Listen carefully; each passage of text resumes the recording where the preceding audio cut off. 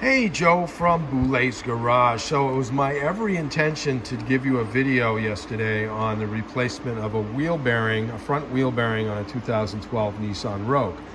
However, due to time constraints and the job kind of went south, I decided to stop recording.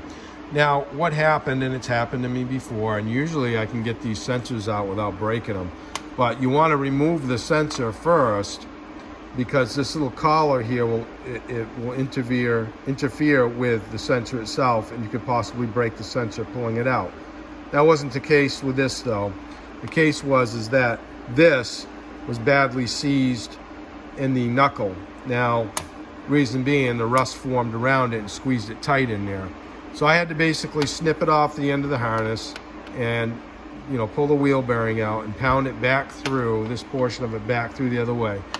And then after that, I had to take a drill bit in the drill and open that opening back up so it would accept a new sensor without an issue.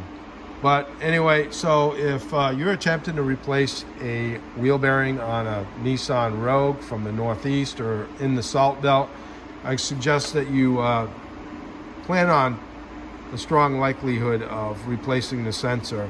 At least make sure you can get one before you take on this job. Anyway, till next time, if you'd like this video, please do so. And if you want to subscribe, that would be even a bigger plus. Have a great day.